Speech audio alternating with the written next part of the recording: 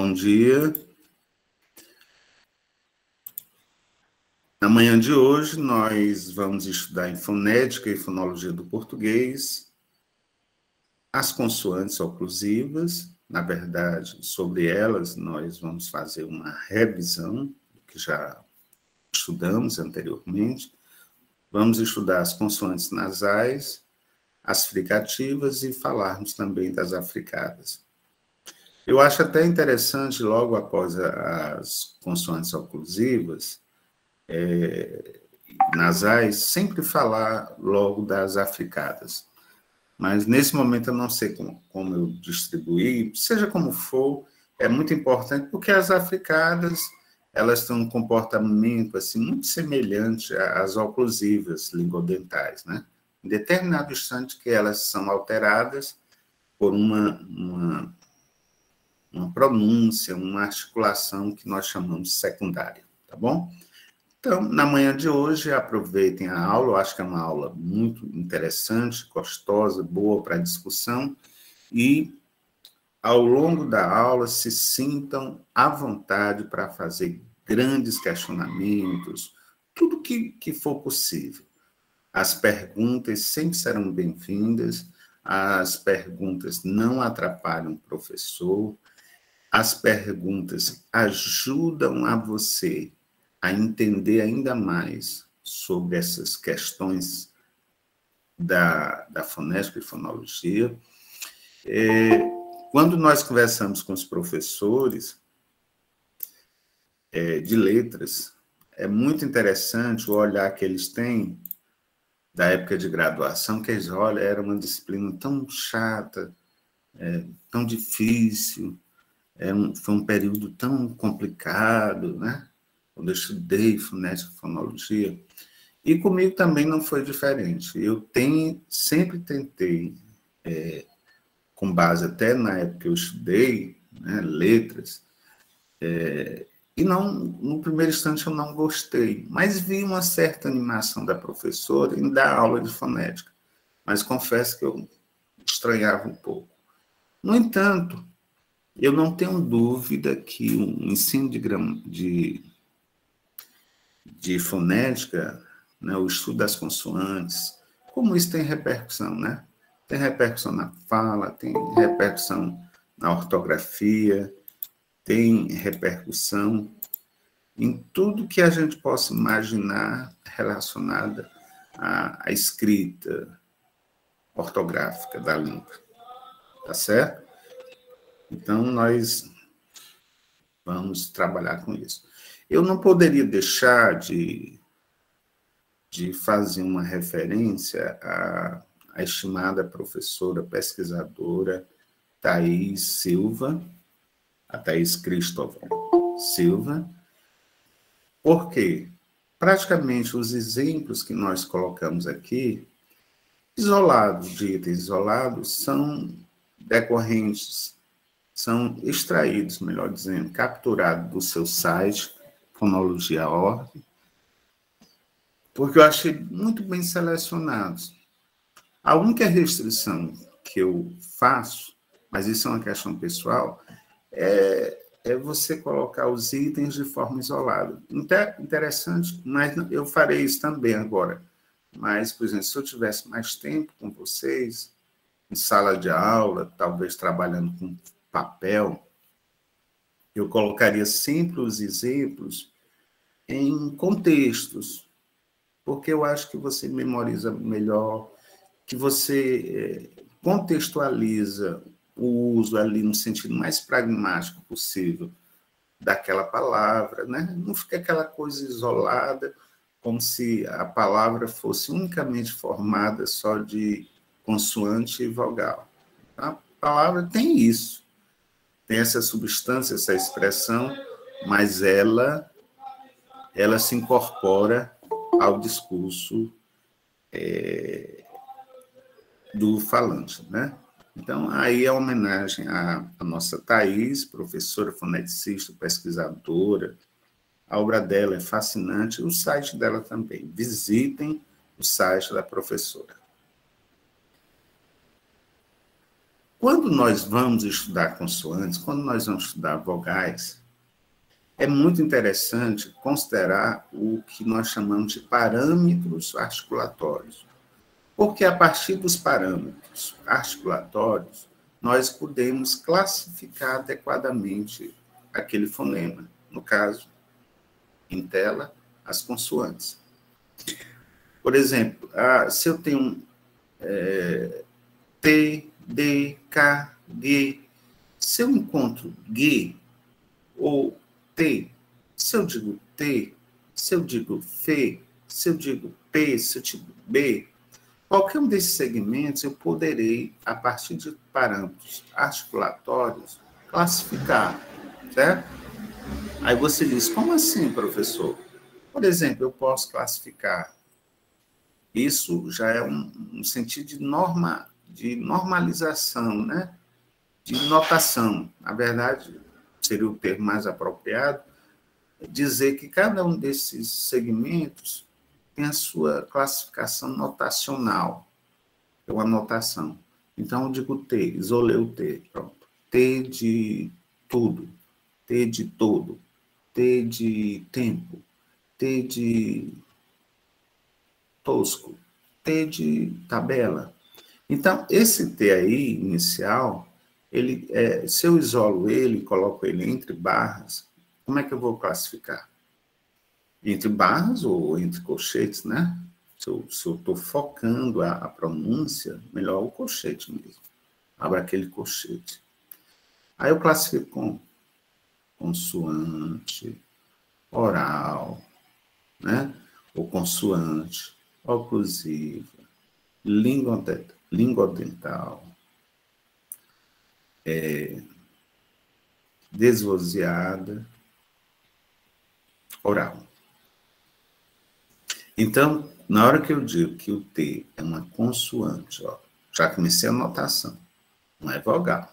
Consoante, oclusiva, ó, o sistema notacional, oclusiva, lingodental, velar, alveolar, né? Se você alveolar, você pode dizer simplesmente oclusiva, alveolar, tá certo também. Desvozeada e oral. Então, você nota que tem parâmetros nessa classificação. Na hora que eu digo consoante, eu estou considerando o sistema, a distribuição dos fonemas, né? Ou ele é consoante, ou é vogal, ou semivogal. Então, eu já começo lá pelo sistema classificatório. Depois eu digo que é oclusiva, então estou considerando o modo de articulação. Depois eu digo que é lingodental ou alveolar, estou considerando o ponto de articulação. Depois eu digo que é desvozeado, então estou considerando a sonorização. Aí eu digo sonora ou surda. Para sonora eu posso chamar vozeada e para surda eu posso chamar de desvozeada, certo? E, por último, eu posso chamar oral. Isto é, quanto o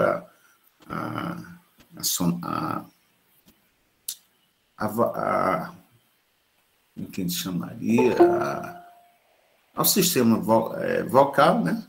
A sua nasalidade ou não, se é nasal ou vocal. Então, eu tenho esses parâmetros. O tempo inteiro eu preciso considerar isso, certo? Então, nós veremos aqui. Então, repetindo aí.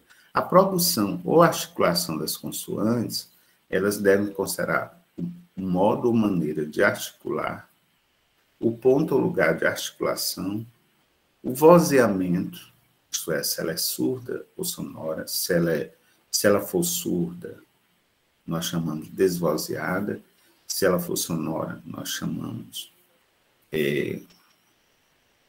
vozeada, e quanto à oralidade ou nasalidade, ou ela é oral ou ela é nasal, tá certo? Isso é extremamente importante no processo de classificação. Há quem diga que esse deve ser o sistema notacional, nessa ordem. Comece pelo modo, depois da consoante, diga qual o modo dela, depois o ponto de articulação, o vozeamento, e depois a oralidade ou nasalidade. Por isso que quando eu digo assim, consoante, oclusiva, bilabial, vozeada, oral. Aí você diz, o senhor está se referindo ao B. Então, eu posso chegar à consoante pela sua definição e posso definir a consoante pelo seu segmento, pelo fone que está ali, ou o fonema que está ali, tá certo? Então, quanto ao modo de articulação, aqui é uma revisão. Quanto ao modo de articulação, eu preparei esse quadrinho aí para vocês, viu? Isso aí é o meu jeito de organizar, de estudar, eu só vou compartilhar com os alunos.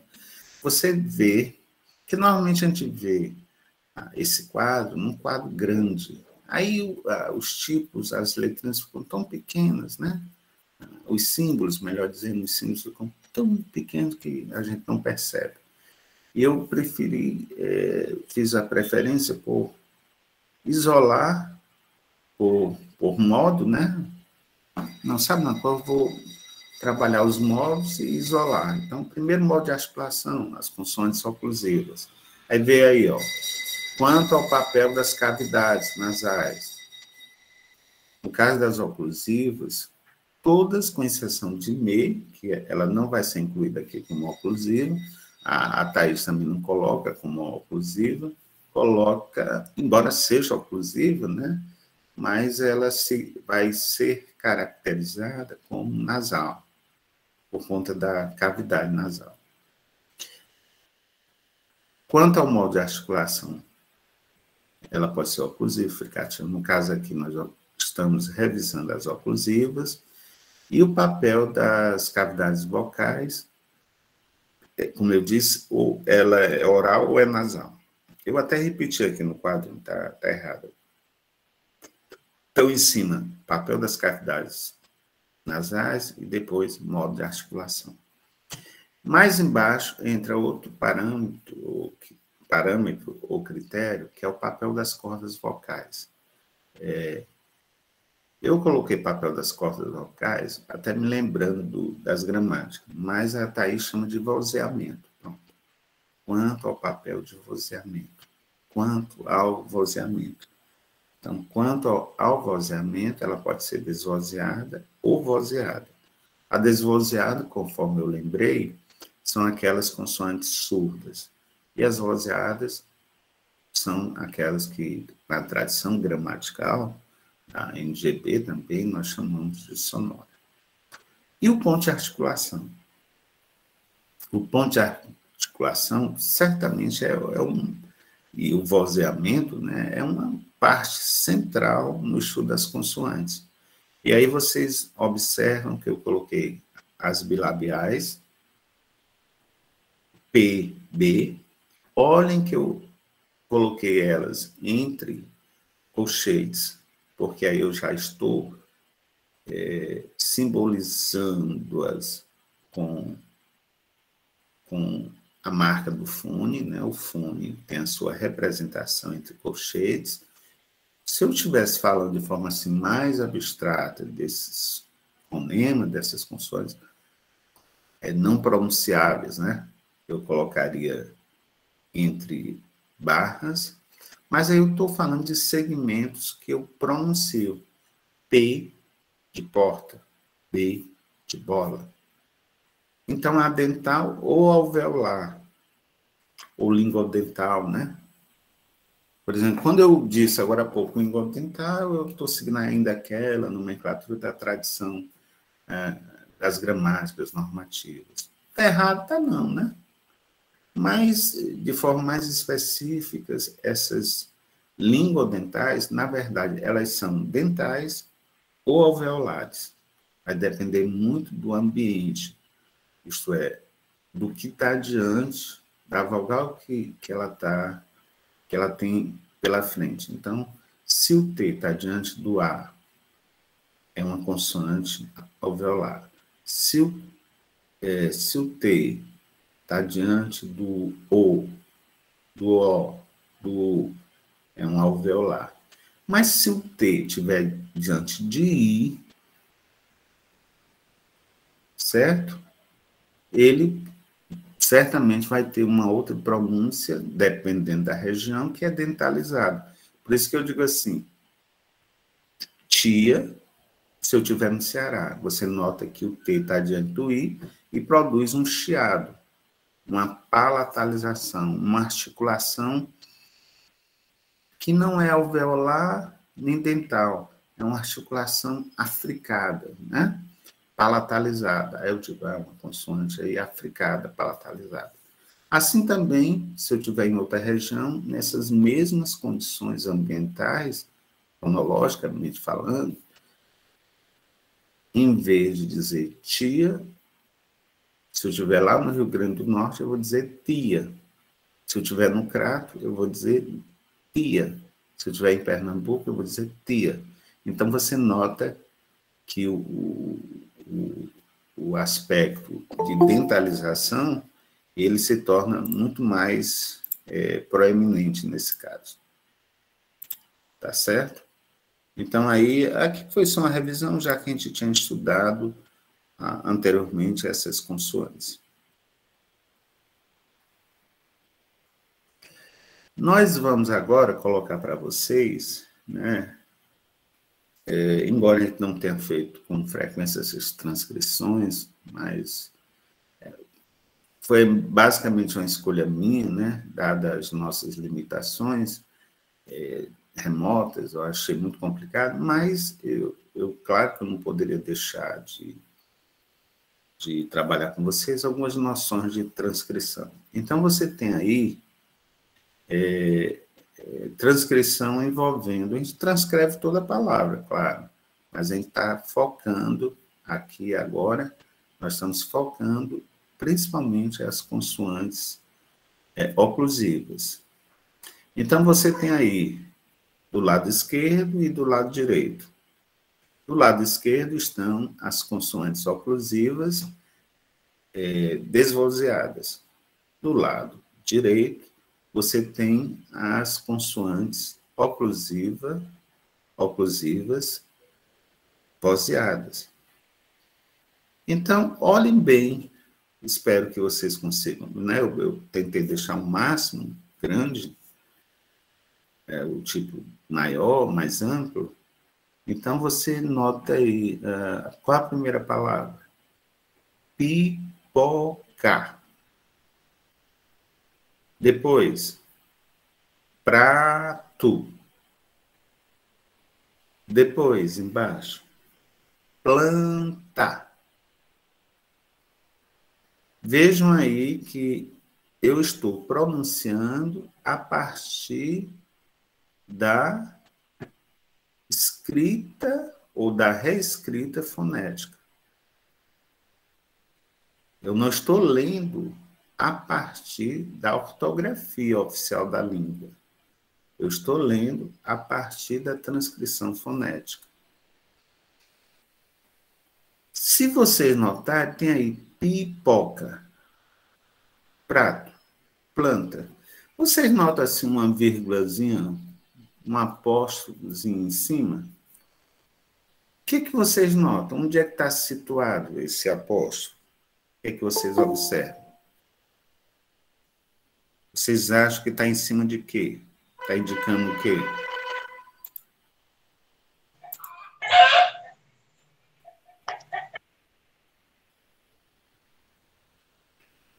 Alguém saberia?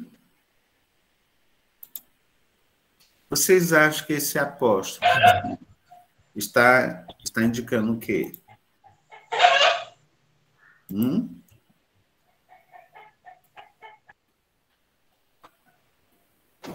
Vocês poderiam me dizer?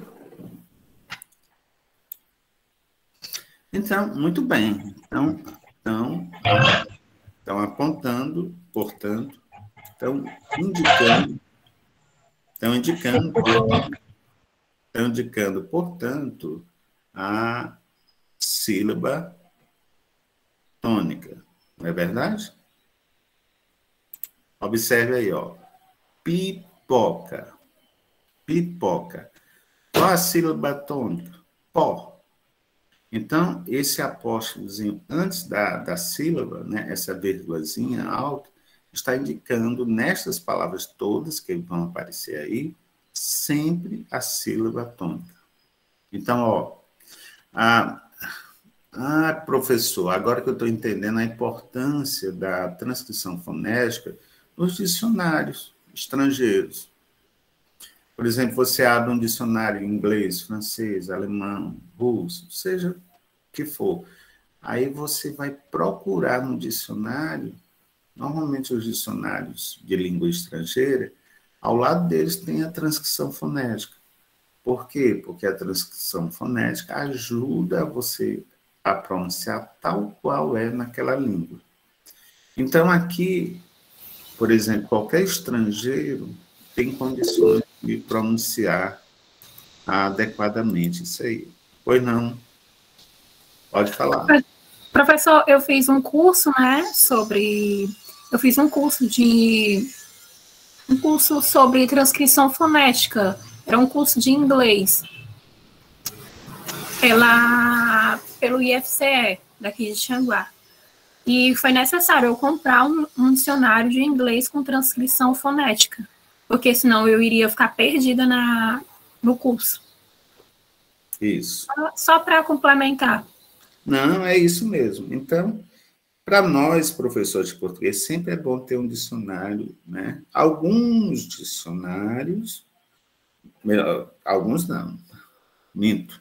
Boa parte dos nossos dicionários grandes, né? O AIS, por exemplo, dicionário Aurélio, todos eles trazem também a transcrição fonética, certo? Eles chamam essa transcrição fonética de ortoépia, ou ortoepia. Então, a ortoepia, trazida no dicionário, é uma forma de você já observar, porque às vezes tem ali um O, mas você não sabe se a pronúncia é O, fechado, aberto, aí você fica na dúvida se é né, aquela letra O que está ali, quando você pronuncia, se ela é fechada ou aberta, ou E, né? E realmente varia. Como as palavras sofrem bastante alteração ortográfica, às vezes essas alterações ortográficas, elas vêm acompanhadas. Elas vêm também com alteração na pronúncia. Não é o recomendável, historicamente. Por exemplo, as reformas ortográficas, o acordo ortográfico que está em vigor, por exemplo, o princípio dele é não afetar a pronúncia. Aliás, é preservar a pronúncia e respeitar, nas bases do acordo, a pronúncia. Mas, historicamente, nem sempre acontece isso, né? Uma pronúncia mais fechada passou a ficar aberta, né? Isso acontece, por exemplo, na linguagem regional, né? A linguagem regional tende a abrir mais. Mas a gente vai ter momento para falar isso aqui. Até vai ter um exemplo aqui que eu vou dar para vocês. Então, você tem pipoca,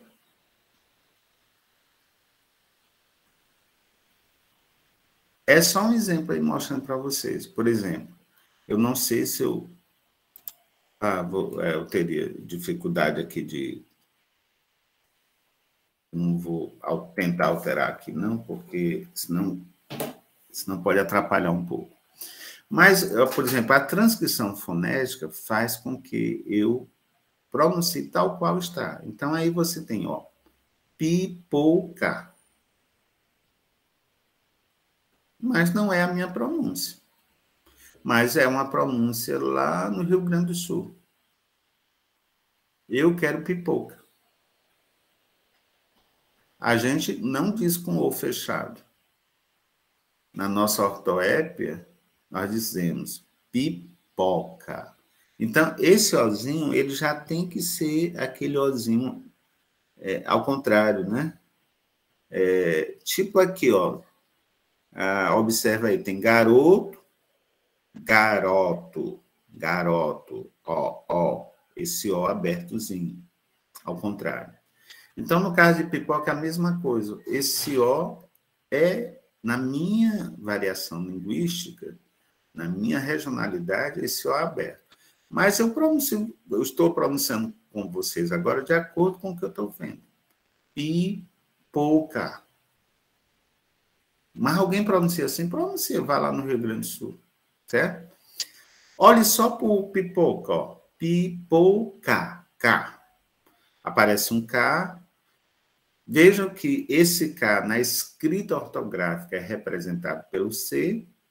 Portanto, esse K aí que está escrito aí, reescrito, né, reescrevendo no C, ele é exatamente aquela consoante oclusiva velar.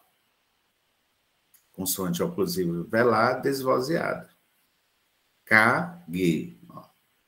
Bom, então você tem aí pipoca. Então você tem o A. Você nota que esse A final aí, ele está invertido, né? Esse A aí que nós chamamos chuá. É um A invertido. Ele, na verdade, é uma vogal reduzida. Professor, não entendi. Vogal reduzida por quê? A vogal reduzida já mostra que o som, a articulação dela, ela é reduzida. A produção é mais reduzida. E do ponto de vista fonológico, essas vogais reduzidas, no processo de derivação sufixal, por exemplo, elas tendem a desaparecer. Então, diga assim, qual o diminutivo de pipoca? Aí você diz pipoquinha. Cadê o A? Sumiu. E uma grande pipoca? Pipocão. Cadê o A? O A sumiu. Esse vogal, à luz da morfologia portuguesa, é uma vogal temática. Então, a vogal temática, ela se presta a isso. Vejam que eu estou conversando com vocês só de pipoca. Né? Aí, ao lado, você tem prato. No prato tem esse A, que é já esse A nosso convencional, significa a abertura dele, né? Ele já é mais pleno, ele é silábico, ele é forte, né? Ó, prato é diferente de pipoca, ó, pipoca, prato. Então, prato, você abre bem a boca, pipoca, você fecha mais, prato. Este U, que aí é maiorzinho, né? Tem um formato maior, ele, na escrita ortográfica, ele é representado pela letra O no final da palavra. Mas a letra O no final da palavra prato, na escrita ortográfica, ele perde a natureza, ele nem é O, nem é O, é U. Isso mostra que é uma vogal reduzida. Se é uma vogal reduzida, se é uma vogal átona, a gramática normativa chama essas vogais reduzidas de vogais átonas. Se são finais, são representados, portanto, aí por esse U, tá certo? Na parte de baixo, ó, você tem planta, planta, plan, você tem a vogal nasal, plan, você usa o chuá aí, e planta. Então, é aquela história, por isso que essa atividade aqui, essa consciência metalinguística, ou fonética metalinguística, ela é importante, por exemplo, para você reconhecer quantas letras, identificar, na verdade, quantas letras, quantos fonemas tem uma língua. Então, quando você diz assim, quantas letras tem um fonema? Quantas letras tem essa palavra? Quando você diz isso, você tem que considerar a ortografia da palavra. Como a palavra é escrita ortograficamente, como você vê aquela palavra, como ela é escrita na tradição oficial. Então, na palavra planta, você tem 5 letras. Mas, quando eu pergunto, são quantos fonemas? Fonemas, ninguém vê. Fonemas, você escuta, né? Você produz. Quer dizer, fonema, você não pronuncia, ele está lá. Mas, na hora que você usa a sua fala para produzir uma palavra, você oraliza essa palavra, esses fonemas se tornam fones, porque já pertence ao mundo da fonética. A fonologia é o mundo da ortografia, é o mundo das vogais e das consoantes, é esse mundo do ditongo e tal. Mas tudo isso só se realiza na individualidade ou em grupos, né? Em comunidades linguísticas. Você precisa realizar. No caso, eu preciso pronunciar para saber onde estão realmente essas consoantes, essas vogais ou semivogais.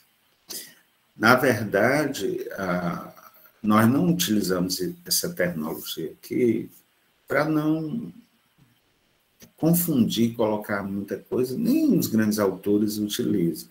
Mas o ideal é que, enquanto no plano ortográfico eu possa falar em consoante, vogal e semivogal, no plano fonético, tal qual aparece aqui na representação, eu possa falar em vocóide, as vogais, né? Se referindo às vogais, no plano fonético, que são os fones, possa falar em contóides, para me referir às consoantes, e glides. As glides são, portanto, as semivogais. Então, aí eu diria que eu tenho o primeiro... Aí são 3 exemplos só com o P. A minha ênfase é o P, que é a consoante P. Então, você tem aí P, você tem o contóide P, tem um outro contóide L, depois você tem o contóide não, o vocóide, glide, né? Você tem... Glide não, você tem o vocóide nasal, depois você tem o contóide T, e depois você tem o vocóide A, vogal. A glide eu utilizo apenas quando for naquele caso de semivogal, tá certo? Eu me refiro à glide. A glide é equivalente à tradição de semivogal. Então, a semivogal, para que exista semivogal, eu preciso ter uma realização de tombo, onde há uma vogal e uma semivogal. Certo? Não é o caso aí. Muito bem. Eu estou no primeiro quadrinho. Alguém gostaria de fazer alguma pergunta, tirar alguma dúvida? Pode perguntar.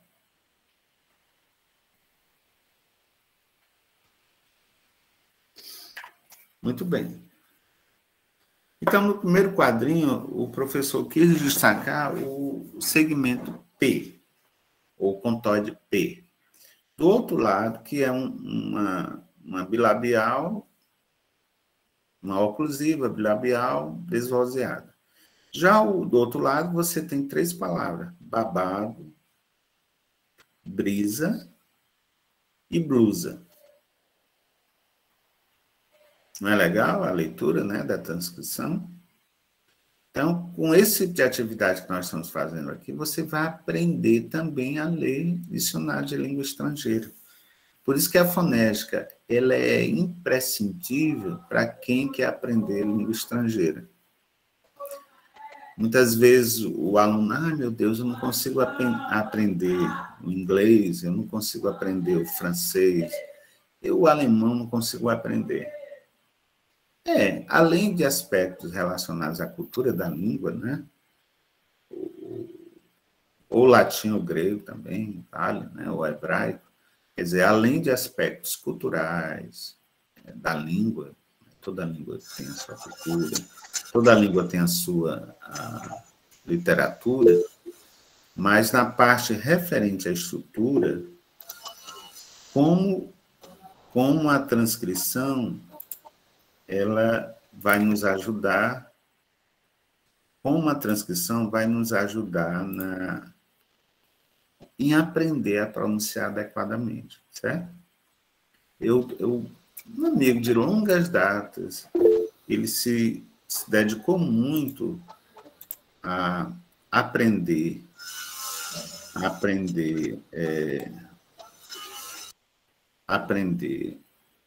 a pronunciar a partir do dicionário e passou a ter um bom desempenho. Pois não, Joyce. Você quer perguntar alguma coisa, Joyce? Pode perguntar.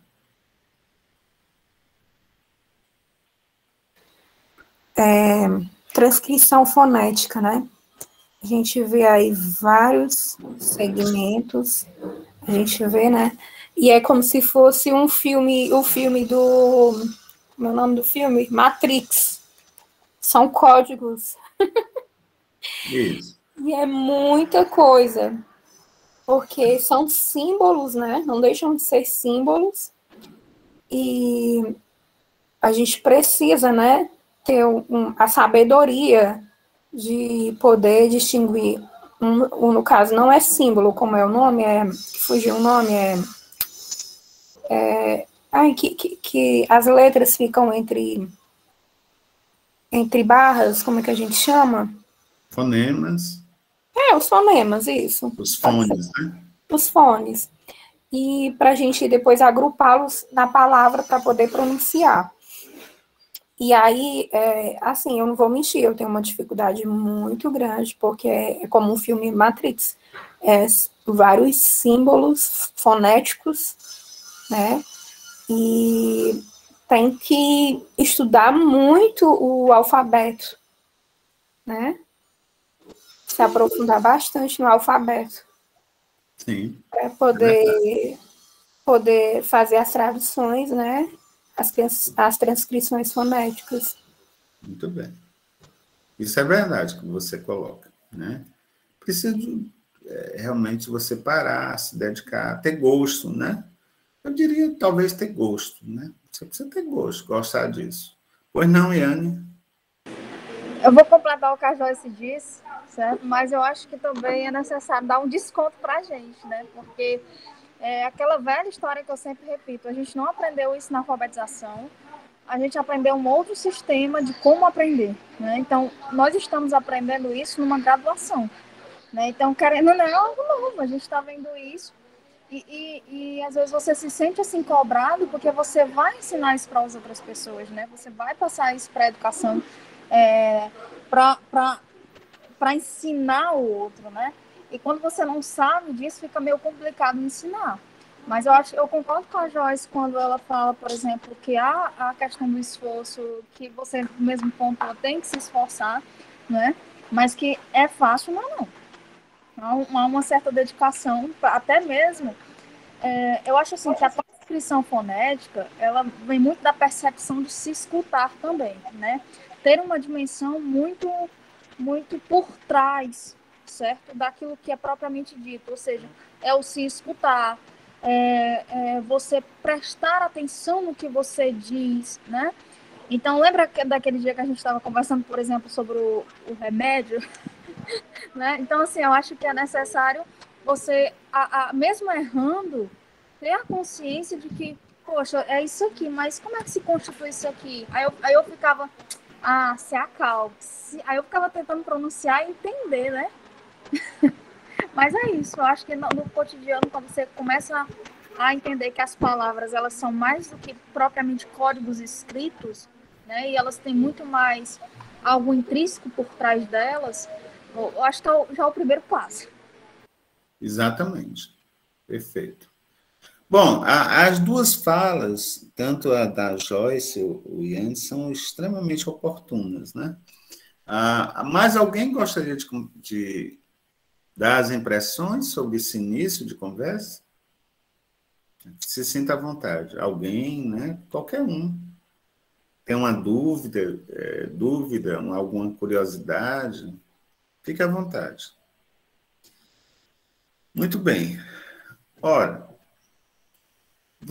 eu queria só colocar para vocês algumas questões. Primeiro, a ideia de que você, para aprender isso, precisa estudar, é verdade. Então, isso aqui não é dom. Você não tem dom para aprender isso. Você precisa sentar, estudar, se dedicar. O material que vocês têm em mãos, né, o livro, ajuda nisso. Outros livros, textos na internet, gramáticas. É muito interessante, quando você tem essa base aqui de fonética e fonologia, você vai à gramática tradicional e começa a ter um novo olhar. Meu Deus, por isso que tem esse símbolozinho aqui. Eu já começa a observar isso. Então, realmente, a compreensão disso daqui é uma compreensão de médio prazo, você vai ter que estudar mesmo, se dedicar.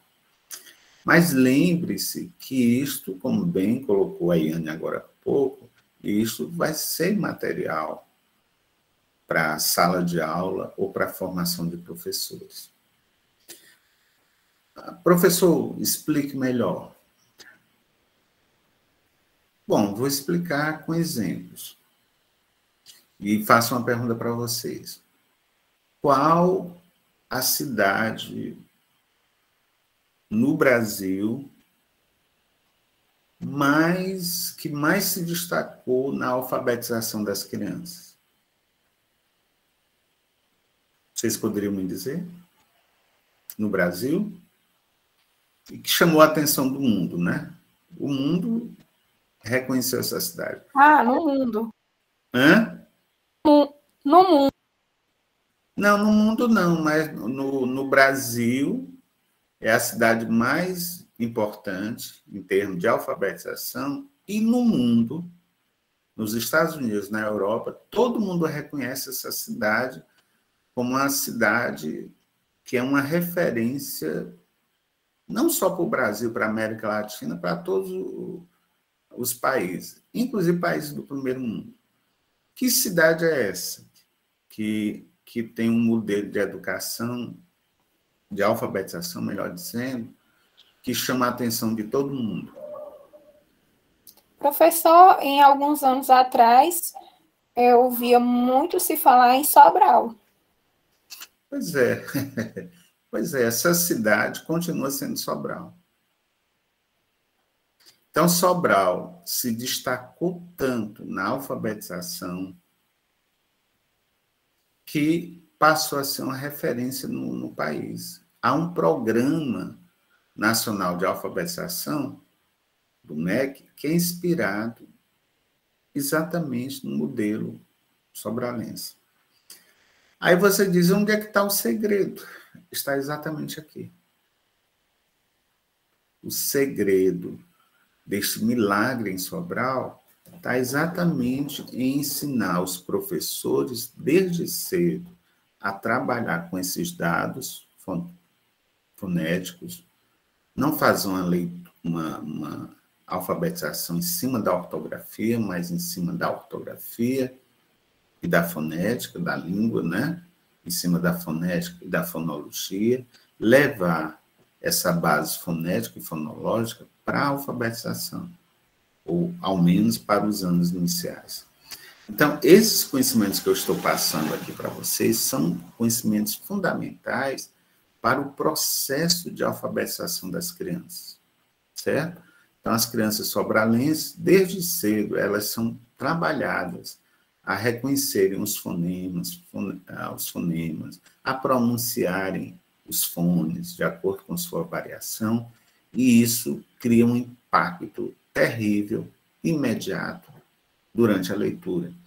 Porque se você sabe transformar os signos escritos em sons da fala, se você consegue esta conversão, essa correspondência, logo você chega ao plano da leitura. E essa base aqui, fonética e fonológica, é uma base importante porque ela é emancipatória. Quando você aprende a ler, se alfabetizar, aí você vai ler história, vai ler um texto de matemática, vai ler o texto de português, vai ler o texto de geografia. Você não para mais, porque todas as disciplinas dependem, portanto, da leitura, tá certo? Então, essa base que eu estou aqui conversando com vocês é uma base fundamental para, vamos dizer, entre aspas, a revolução de alfabetização. Claro que não pode ficar, a alfabetização, ela não pode se reduzir a isso. Sobral acabou perdendo um pouco ao enfatizar muita decodificação e, por um instante, ficar nisso, por muito tempo. Então, não basta ficar na alfabetização fonética ali, né? Tem que avançar um pouco para a compreensão. Porque, afinal, um texto não é apenas para ser lido em voz alta. Qualquer texto é para ser lido e compreendido. Então, o reino, as partes da leitura de um texto são decodificação, que se baseia, portanto, na fonética e fonologia da língua, tal qual nós estamos fazendo aqui. Então, a alfabetização começa com a alfabetização das palavras, né? Até chegar ao texto. Mas não pode ficar só nisso. Tem um momento que você precisa ler o texto, em voz alta ou não, mas dizer o que é que você compreendeu do texto. Nisso, eu acho que Sobral ainda perde um pouquinho, tá certo? E a alfabetização também, ela não pode se limitar só à leitura. Isto aqui, certamente, pode ajudar o aluno a codificar melhor. O que é codificar melhor? Escrever corretamente as palavras, certo? A partir da fonética. Mas isso é um debate primoroso, importante, né? Que a gente pode deixar para mais adiante. Mas requer uma reflexão muito interessante. O primeiro documento, né, que Sobral, nos anos 90, fez, foi elaborado por mim, a pedido do prefeito, então, que era o Cid Gomes, que ele pediu para eu fazer um teste de leitura. Então, Sobral, naquela época, estava muito ruim em termos de leitura.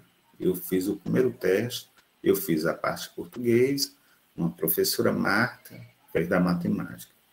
Que o prefeito, então, hoje senador, ele queria saber para o perfil desse aluno. E logo depois, né, eu participei desse teste inicial, mas depois não fiquei na equipe, porque por questões pessoais eu tinha interesse em ficar só na UVA. Não queria me dividir naquele momento. Mas esses dados que nós escolhemos, né, um deles, nas conclusões, foi um documento de mais de 100 páginas que eu fiz, nos documentos eu recomendava o método fônico. O método fônico para a leitura é exatamente um método que parte da decantação desses fonemas, dos fones, para você chegar à ortografia da língua. E não o contrário, você não começa lendo palavras, você começa aprendendo a pronunciar os fonemas para aprender a ler de forma proficiente, com fluência, o texto ortográfico, o texto escrito. Muito bem. Então, do outro lado, você tem um fone, né? Aguarde só um pouquinho, só um minuto.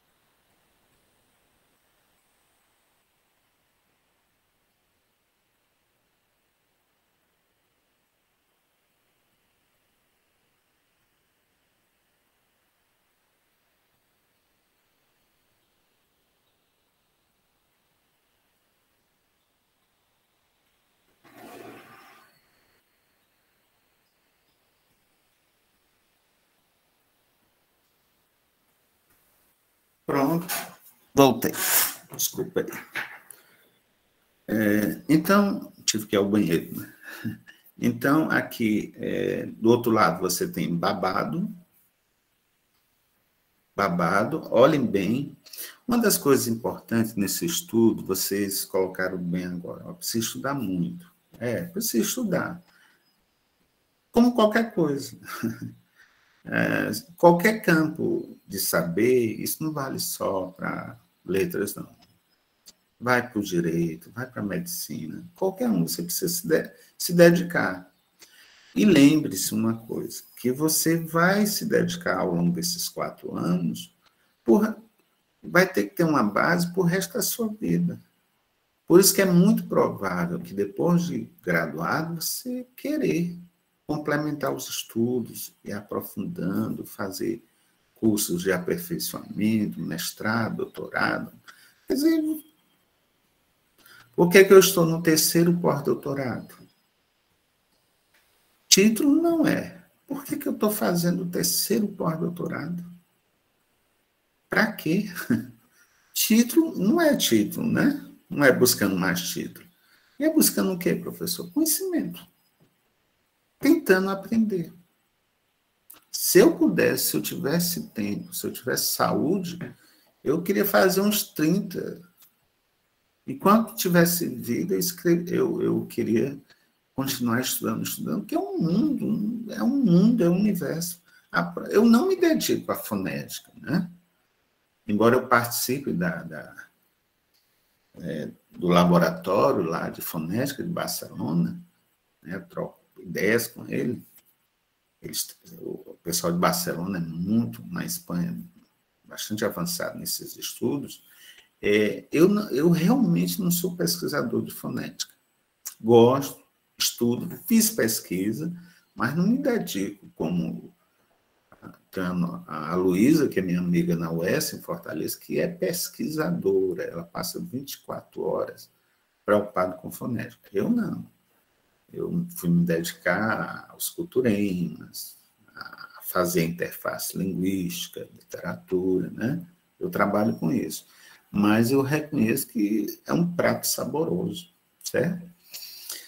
E uma das coisas importantes, por exemplo, concurso público, como cai fonética e fonologia, como os concorrentes, eles têm limitação nisso. Inclusive para a universidade, concurso para professor na universidade, o pessoal fica apavorado com fonética e fonologia. Eu não acho difícil, não é difícil, mas, gente, todo dia eu tenho que ler um pouquinho. Há 27 anos eu estou no curso de letras da UFA. Há 27 anos que eu leio e estudo fonética e fonologia. E eu praticamente sou o único professor de fonética. Então, porque os outros professores não se animam, não. É muito chato, né? Ali, às vezes tem que ter conhecimento, não é o meu caso, mas tem que ter conhecimento de 2, 3 línguas à parte, né?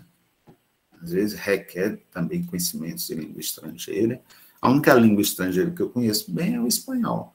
Mas eu quase nunca aplico o espanhol aqui. Não há lugar, né?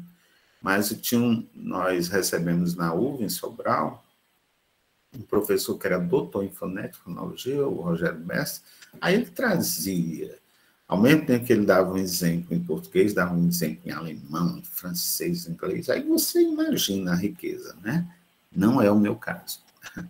A Thaís também. A Thaís, embora ela faça interface com a língua inglesa, é professora de língua inglesa, mas ela prefere trabalhar só com os dados ali do brasileiro, né? Da língua brasileira.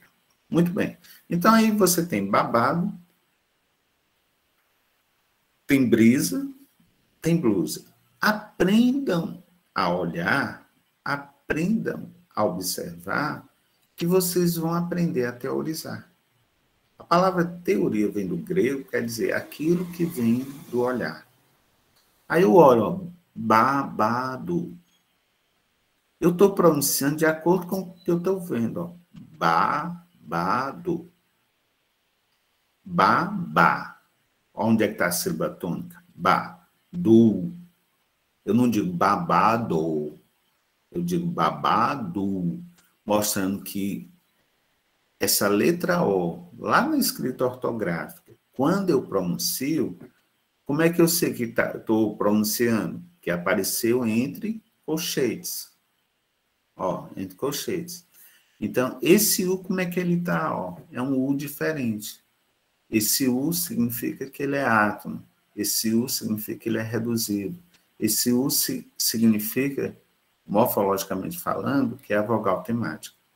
Prove, professor, prove. Vamos fazer o diminutivo de babado. Babadinho. Então, no processo de derivação sufixal, por exemplo, a vogal reduzida ou vogal temática, ela tende a desaparecer, certo? Na palavra brisa, da mesma maneira, olha o azinho final. Esse azinho final significa que ele é reduzido. Blusa, blusa. Então, aí, só destacando para vocês o segmento inicial. B de babado. Como isso agora entra na alfabetização, professor? Ó, P de pipoca, P de prato, P de planta, B de babado, B de brisa, B de blusa. Então, isso aí vai dando o que nós chamamos de consciência fonética e consciência metalinguística, consciência fonológica, a criança no processo de alfabetização. A essência todo desse estudo aqui é, a meu ver, além de outros aspectos relacionados certamente à língua, é fortalecer essa formação do professor nessa área.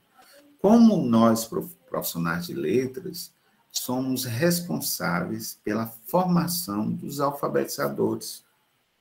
Então, um bom alfabetizador precisa ter essas noções de fonética e fonologia da língua, tá certo? Outro aspecto importante que eu queria destacar aqui para vocês, que nada é em vão. Vou só citar, eu já falei em outra aula, mas convém citar agora. Vamos dizer que a Joyce, que disse que se interessou, né, foi fazer um curso, comprou um dicionário. Vamos imaginar Yang, vamos imaginar aqui Juan, vamos chamar aqui qualquer um de vocês, que você resolva. Sabe de uma coisa? Eu vou me dedicar à fonética. Vou devagarinho, vou levar alguns meses, vou levar um tempinho, sabe? Vou me dedicar mesmo. Sabe o que é que vai acontecer? Você pode se preparar através de leitura. E eu estou dizendo que você não vai gastar nada muito com isso, não, no seu tempo, né? Tirar o seu tempo para isso. Mas você pode se tornar tão preparado, tão expedito, que você pode se oferecer ao mercado de internet mesmo, como uma pessoa que faz transcrição fonética. Transcrição fonética é caríssima. A transcrição fonética é muito importante. A transcrição fonética é importante na justiça, para trabalhar, né, com o cara fala e o outro vai transcrevendo. Na justiça, nos tribunais, a transcrição fonética é importante. A transcrição fonética é importante na transcrição de áudio. A transcrição de áudio, então a transcrição é fonética. Enfim, é importante, por exemplo, o cara vai fazer uma pesquisa com falantes, aí grava uma conversa, aí vai fazer a transcrição fonética. Por que é a transcrição fonética? Porque na transcrição fonética você pode preservar até a variação linguística. Se o cara pronunciou pipoca e não pipoca, se o cara diz pipoca e não pipoca, ele diz com O aberto e não com O fechado, no símbolo fonético você coloca exatamente como ele pronuncia. Então, na transcrição fonética é o que é mais próximo do que efetivamente o falante fala, certo? Então, é a parte assim, mais fiel. Guardem isso antes de passar a palavra para a Joyce. Quando você pega uma palavra na versão ortográfica, ela não tem sotaque. Se eu escrever a palavra pipoca e entregar para um gaúcho, ele vai pronunciar de uma maneira. Se eu entregar a um cearense, ele pode pronunciar de outra maneira. Mas se eu entregar uma transcrição fonética a um cearense, ele vai ter que ler tal qual está na transcrição fonética. Se eu entregar um gaúcho, também. Se eu entregar um alemão, ele também vai pronunciar. Então, estes símbolos que aparecem aí, esse tipo de vogal final, este tipo de U final, por exemplo, eles são um consenso universal. Eles são parte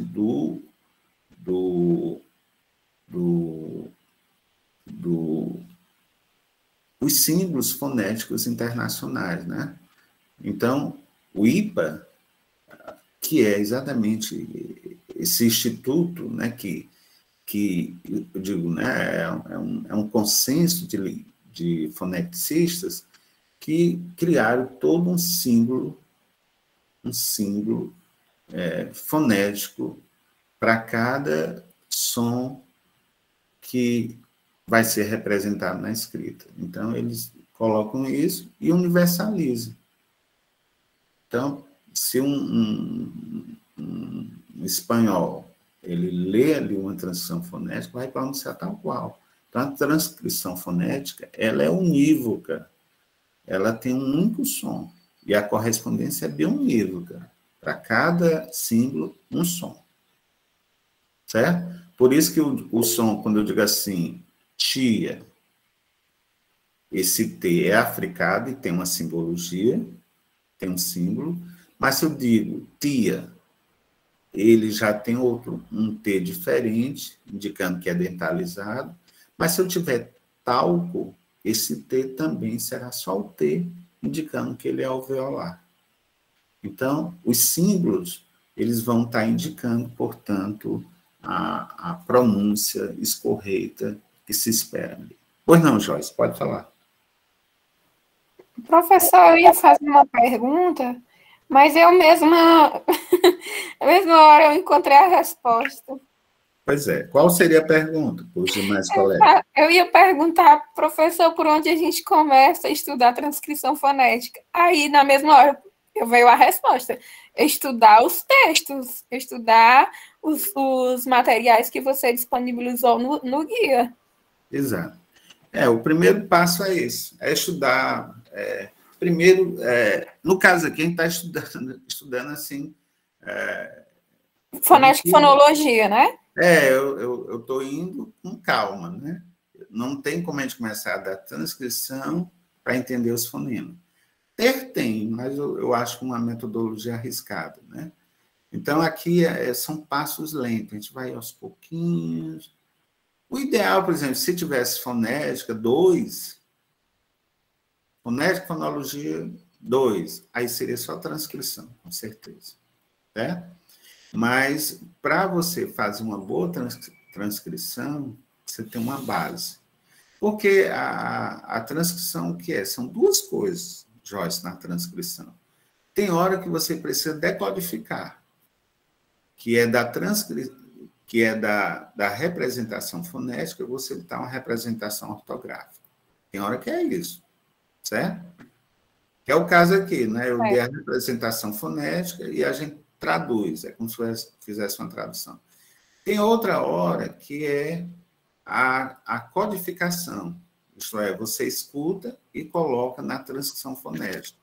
Você escuta e coloca de acordo com o que você ouviu. Aí eu concordo com a Iane, quando ela colocou anteriormente, né? Quando ela diz, aí vai mexer muito com a percepção auditiva de cada um. Concordo. Tem alguns que têm uma pronúncia mais aguçada, né? Eu concordo. Aí já é outra habilidade que é de ouvir. Mas o ouvido continua, embora se faça isso já em laboratório, né?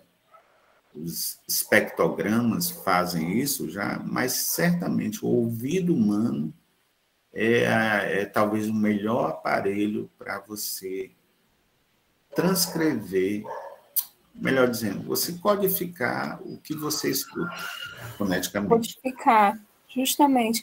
Eu acho que a dificuldade maior é você escutar e transcrever. Sim, pode ser, né? Então, você pode, mas muito viável. As crianças, elas gostam muito dos símbolos fonéticos. É impressionante como quer dizer, se você notar, você tem 26 letras. 26 letras. A, B, C e tal. Quando você apresenta para a criança os símbolos fonéticos, elas acham fascinante. E mostrando para ela que esses símbolos fonéticos são pronunciáveis, né, são fones, você pode pronunciar, elas têm isso como um jogo. É fascinante, elas se envolvem. Por isso que o processo de alfabetização com método fônico, ele não é chato, ele é atraente.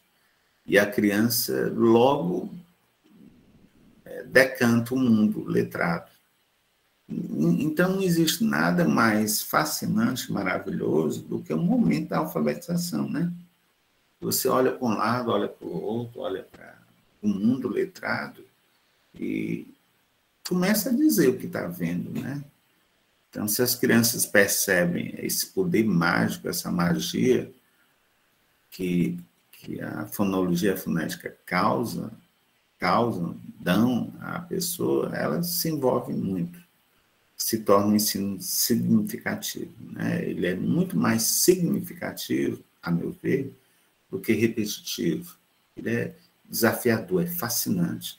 Por exemplo, aí embaixo você tem o fonema T, né? O fonema T, que aparece agora, quando aparece aí já em colchetes, significa que já são fones. O que são fones, professor? São realizações individuais. Que relações individuais são essas? A minha pronúncia, o chamado idioleto, mas pode ser também, a minha pronúncia pode ser a pronúncia da minha região. Então, pode ser o idioleto, né? Então, o idioleto meu, mas pode ser o idioleto, o dialeto da minha comunidade, onde eu estou, meu falar cearense, meu falar, a minha região e assim por diante. Então, aí você já tem a transcrição de palavras. Aí você tem tatu, você tem trute, truta, e você tem atleta. Então, quando o E é fechado, aparece assim. Mas não é a minha pronúncia. Por exemplo, essa pronúncia que eu estou colocando, você lembra que eu disse que eu coloquei os exemplos da Thaís, a Cristóvão Silva? Ela é de Belo Horizonte. Essa pronúncia é de Belo Horizonte. O atleta, o E fechado. Mas a gente aqui no Ceará é escondido. O atleta. Não, a gente diz o atleta. Esse E não é fechado, ele é aberto. O atleta. Então, ele teria que ser tipo aquele de pertence, assim, abertinho, né? Não sei se tem outro caso aqui em que eu uso o Ezinho aberto. Então, é fácil, né? Olhar na internet, no livro, também tem um Ezinho aberto para dizer que ele o timbre é aberto. Do outro lado, você tem dado, dromedário,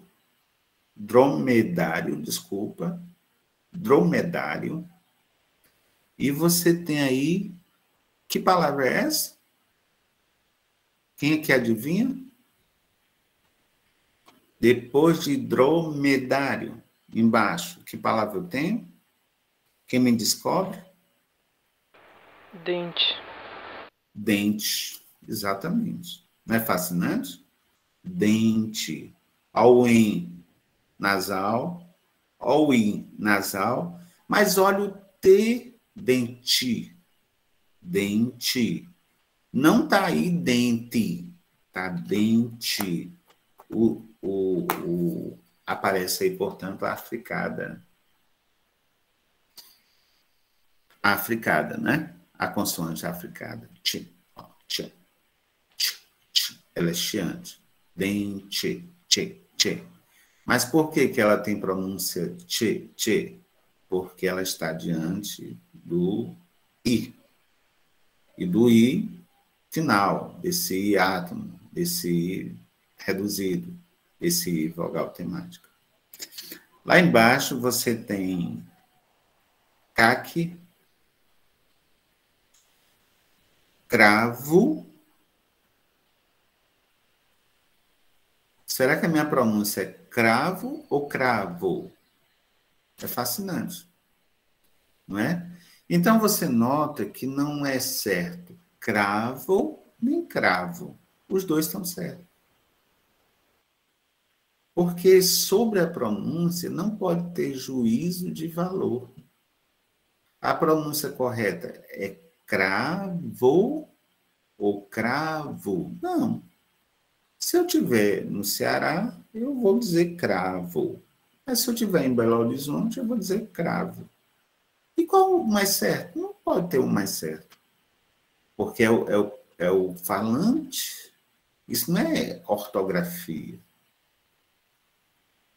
Isso não é ortografia. Isto é pronúncia. Então, é uma garantia individual a sua fala. Por isso que nenhuma ortografia, nenhuma regra de ortografia, a rigor, ela afeta muito a pronúncia. Ela não pode interferir porque é um patrimônio pessoal. Então, você tem aí clube, caque, cravo, clube. Aí eu estou destacando o fonema K. Mas vejam aí do lado direito que aparece duas pronúncias, né? Eu só não coloquei lá em cima, por exemplo, pipoca, pipoca, porque eu não me lembrei, confesso para vocês, eu não me lembrei, senão teria feito. Certo? Assim como em outro caso que a gente citou aqui, atleta, né? Se eu tivesse me lembrado, eu teria feito a barra, né? Eu teria colocado atleta, pronúncia de Belo Horizonte, e atleta, pronúncia do Ceará, digamos. Mas aí você tem duas pronúncias, garoto, garoto, olha o ozinho fechado, garoto, e no outro você tem garoto, garoto, olha o ozinho aberto. Esse ozinho aberto, ele tem esse sonzinho de ou, seria? Não, de O aberto. De O aberto. O. O. O. O O fechado, ele é representado pelo próprio O, foneticamente, certo? Da mesma forma, o E fechado, um timbre fechado, ele é um E mesmo, uma letrinha E. Aí, quando ele ele é aberto, aí ele tem aquele formato como se fosse aquele símbolo do pertence, né? Aquele símbolozinho que é o E, que é um símbolo de origem grega, né? O eta. Grego. Então, no primeiro ficaria garoto e no segundo, garoto. Não, o segundo não. O primeiro está certo, mas o segundo? Garoto. Não. Não está saindo, professor. Não, está certo. Tudo bem. Ó, no primeiro você está certo. Garoto. E no segundo? Garoto. Não. Ele está aberto, eu não estou lembrada desse símbolozinho, que é o ozinho aberto. Você não precisa lembrar, não. Você precisa pronunciar. Então, o O, você tem, lembre-se daquelas vogais que nós aprendemos. São 12 vogais? Uhum. A, E, I, O, U. Então, 7 vogais orais aí. A vogal O aberta é representada aí por esse C ao contrário. Uhum. E o O fechado, bolo. Bolo. Isso. Esse O fechado, ele é representado pela própria letra O. Agora eu digo assim, bola. Que é o Bola. O. Esse O de bola é representado por esse C ao contrário aí. Então, como é que você pronuncia essas duas palavras? Garoto. E o outro? Garoto. Não. Ó. Você não fez diferença. Garoto. Não consigo, professor. Não, tudo bem, é isso mesmo. Então, isso mostra que o exercício de fonética requer pronúncia, né? A leitura em voz alta. Então, você diz garoto. Segundo, garoto. No caso, esse O mais acentuado. Ó. A gente não diz acentuado, não diz que é aberto, né? É um timbre aberto. No caso, aberto. Ele é acentuado também, não graficamente. Mas como ele está na sílaba tônica, por isso que ele é aberto aí. Garoto. Cadê meu garoto? Cadê meu garoto? Cadê meu garoto? Aí você diz, mas que estranho, professor, a gente não diz isso assim, não. Garoto é aqui. Mas essa pronúncia é verificada, por exemplo, em BH, Belo Horizonte. Qual outra palavra? Agora. Agora. Gora. Ninguém diz agora. Agora. Ninguém pronuncia assim. Então, agora. Gruta. Gruta. Glêndula. Glêndula. Glêndula. Então, você nota que a fonética nos permite pronunciar tal qual se espera que você pronuncie naquela língua ou naquela variação linguística. A fonética dá também possibilidades de você pronunciar diferente para respeitar as diferenças regionais, por exemplo. Não se trata do certo e do errado, ao contrário, se trata de preservar, portanto, o que a gente tem de mais patrimonial em nós, que é a fala, o jeito de você falar. Muito bem.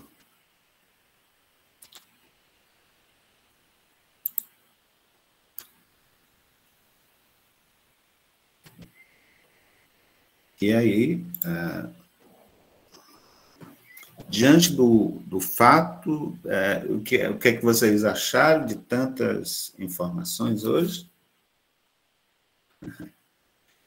Eu acabei entrando mais na transcrição, né? Porque é uma parte densa, rica, e a gente acabou se demorando. Mas é o efeito do estudo, né? O grau da maturidade. Eu não achei que eu devesse falar de transcrição há 4 semanas atrás. O momento oportuno foi esse. E aí, o que é que vocês acharam, então, dessa aula? Estritamente fonética, né? Com ênfase em fonética. Isso é interessante, é curioso.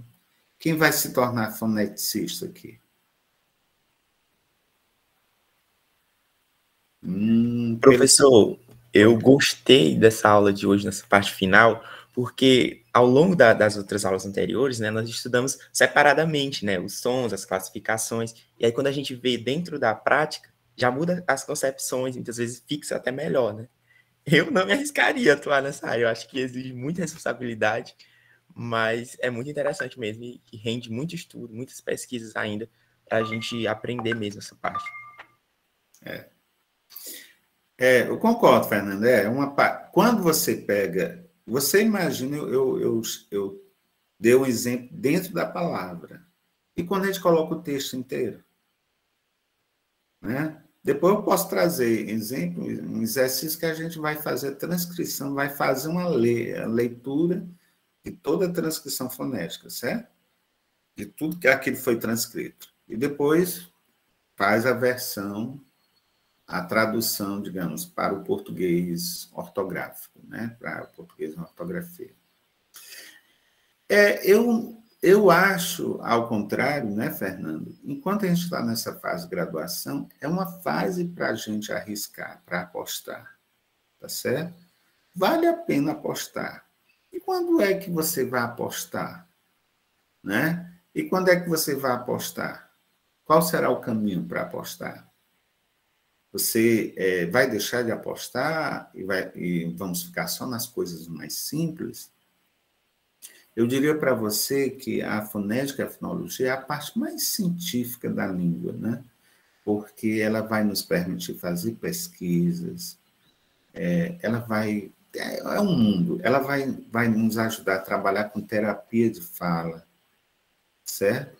O que é terapia de fala? Vai ajudar uma pessoa, por exemplo, a gente pode trabalhar dentro de uma clínica de fonoaudiologia, na recuperação de uma pessoa que teve uma dificuldade de AVC e agora está com dificuldade de pronunciar, né?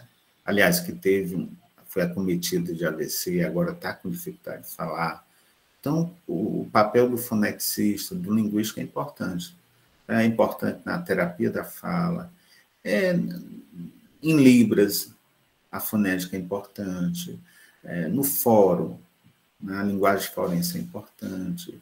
Na tradução de áudios é importante. Eu poderia fazer uma lista aqui de pelo menos 10 serviços que vocês profissionalmente poderiam atuar além do magistério. Porque no magistério, um campo fértil e bom é o campo da formação. Por exemplo, quem e como vamos formar os futuros e exitosos professores e professores de alfabetização? Quem que vai? Quem alfabetiza o alfabetizador? Quem alfabetiza o alfabetizador? Deveria ser, ao menos, o linguista, tá certo? Então, o linguista, ele tem um papel importante, inclusive na formação dos futuros alfabetizadores, né? Eu mesmo, em Sobral, eu ajudei no processo de formação dos alfabetizadores, daqueles que iam atuar no ensino, nos anos iniciais do ensino fundamental. E isso gerou impacto, né? Então, isso gera impacto. E são muitos estudos. Sobral ficou na ponta e se preserva lá em cima, mas graças a muito estudo dos seus professores. A Sobral criou uma escola de formação de professores exatamente para ensinar, para inculcar todo esse processo. Aí você, com o tempo, 3 anos depois, 4 anos depois, você começa a ter os frutos, certo? Então, eu acho que o momento pode ser agora, né? Agora, aproveitar, né? Se é interessante, vamos nos dedicar a isso também. Pode ser muito interessante. Ah, mas vai ter umas dificuldades? Sim, rapaz, né? Normal. Que tenha dificuldade. E, professor, mas você não quer imaginar. Eu devo ter aqui, eu estimo, talvez, olhando para a minha biblioteca, eu devo ter uns 200 livros de fonética, no mínimo.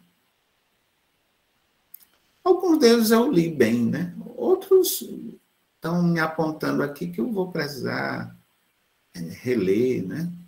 Aí eu tenho um livro de fonética em francês, em inglês. Eu sempre estudei fonética em espanhol. Aí eu fico com preguiça de olhar, né? Francês, tem que traduzir isso aqui, não corresponde também. Por que aprender fonética se eu não sou professor de francês, né? Mesmo assim, se for só língua portuguesa, eu tenho um mundo pela frente. E não tem como você dominar, mas tem como aprender bastante e ser útil, né, no seu meio social, e pode se tornar referência. Me lembrando agora de uma professora, era diretora não, coordenadora numa escola privada em Sobral. Ela não é mais, mas ela trabalhou, eu acho, perto de 30 anos nessa escola. Aí ela sempre me pedia professores, né, alunos, assim, professor, me manda aí uns alunos, a gente está com carência de professor de português. Aí eu mandava. Aí eu dizia assim, faça uma seleção com eles. Eu dizia, né, faça uma seleção. Mas não farei. E você vai fazer o quê? Não, professor, eu só vou pedir que o aluno me dê uma aula de fonética e fonologia. Porque se um aluno me der uma aula boa para identificar de tom, se ele me der uma aula boa de acentuação gráfica, porque a fonética está nesse plano da acentuação gráfica, divisão silábica, reconhecimentos de tons, identificação das vogais, consoantes, segmentação, dizer quantas sílabas, quantos fonemas se tem. Se ele me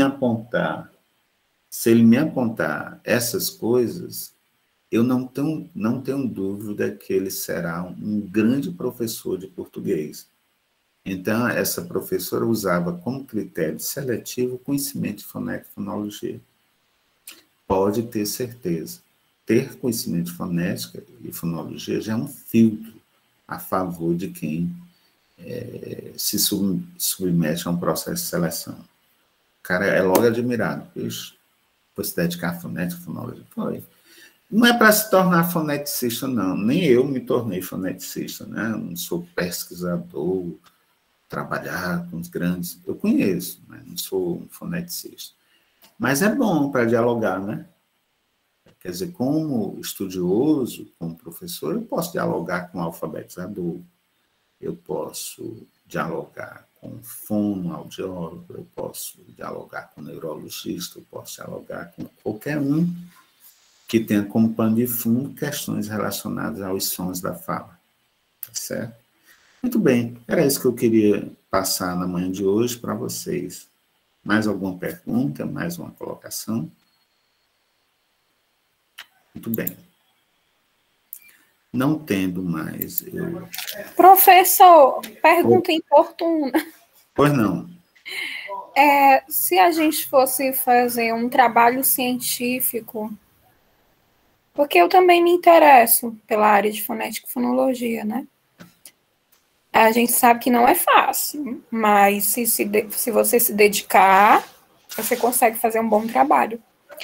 Você indicaria alguns livros, assim, que eu quero dizer, literaturas para trabalhar? Sim, claro. Né? Claro. Será um enorme prazer, viu?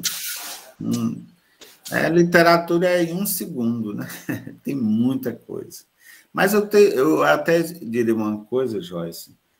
Livros são importantes, mas nesse momento você tem tanta coisa na internet, tem tanta coisa de artigo, revistas, livro, é tanta coisa que os livros já vão sair perdendo.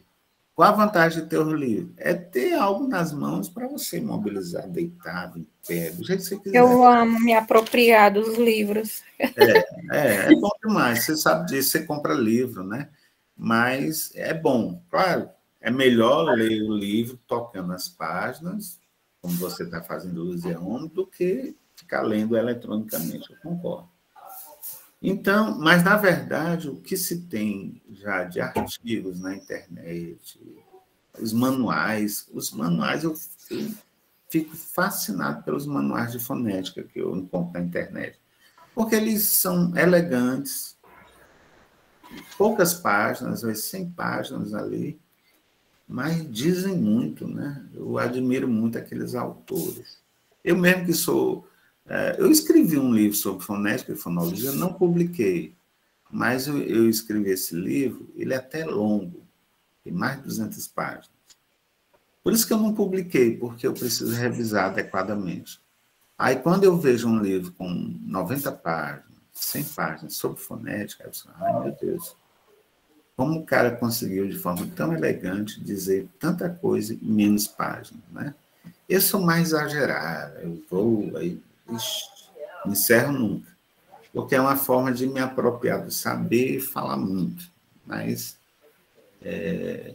em resumo, você tem no mercado, por exemplo, eu tenho, não agora em mãos, mas tem livros excelentes, né? Esses livros da Thaís, eu vou até pegar um deles aqui. Por exemplo, esse daqui deve aparecer ao contrário, mas aqui é a capa. Fonética acústica. Fonética acústica. Fonética acústica. Esse livro aqui é da Thaís, mais um grupo. É excelente o livro, né? Ó, aqui já bem riscadozinho, eu risco, né? Aí eu fico assim... olha o livro aqui todo riscado. Eu anoto. Já que o livro é meu, eu vou riscar até o fim, né? Eu risco. Ó. Essa aula que eu dei para vocês hoje, ó, ela se baseia, aqui está em amarelo, aqui, com base nos parâmetros dela, né? E são parâmetros, não é dela, mas ela sintetizou bem aqui. Puxa vida, como é legal isso aqui. Então, os livros ajudam a gente na sistematização das informações. Então, nós temos excelentes livros no mercado. Né?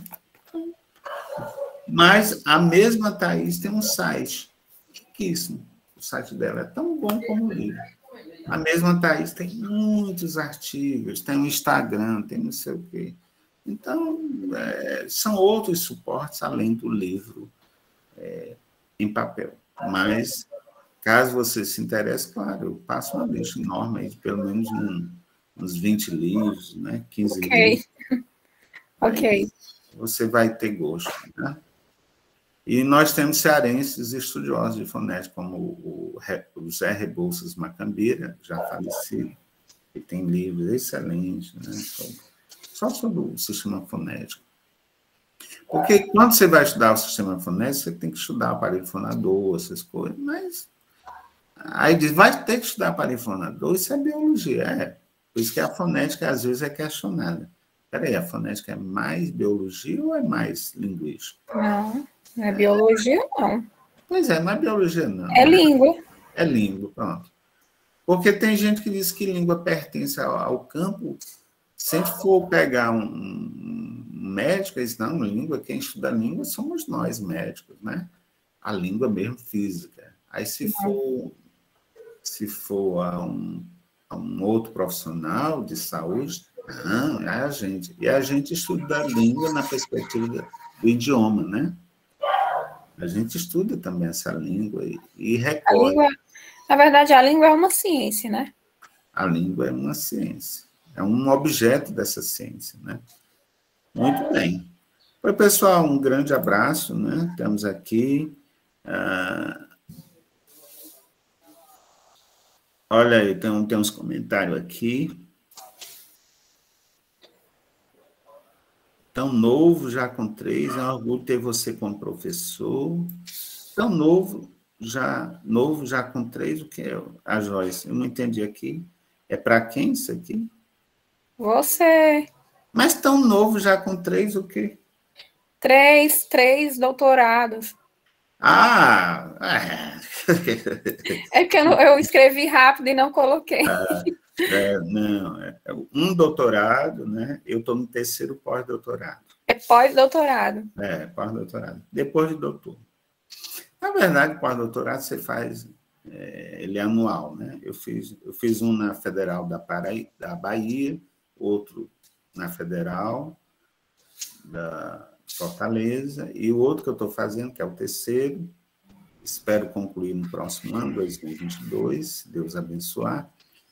Eu pretendo, vai ser concluído pela Universidade de Compostela, que é na Espanha, certo? Mas não estou estudando fonética, não, estou estudando língua e cultura, na perspectiva bíblica, né? Estou estudando outras coisas. Vai dar certo. Já deu, né? Tem que dar. Se meter, aí, Anne, aqui, a pessoa nem é viciada em estudar, olha aí. a Iane aqui no pagode, né? Aristide Mendes, aqui a Jamil falando da conexão, entrei, a sílaba tônica, enfim, aqui os comentários. Então, continue estudando. Provavelmente, Joyce e demais colegas, na próxima semana, eu vou deixar reservado para vocês esse horário para que vocês trabalhem a P3, tá bom? Por quê? Porque em seguida é o prazo final da entrega da P3, tá bom? Então, eu sempre gosto de reservar uma semana. Aí você, mas é só um diazinho, então. Mas só em você não ficar aqui, ficar trabalhando sua AP e concluindo para enviar, eu prefiro que faça isso, porque é importante transformar a AP como momento de estudo. Então, depois eu vou anunciar no grupo exatamente essa atividade assincrônica, né? Assíncrona, que é uma atividade de elaboração da AP, né?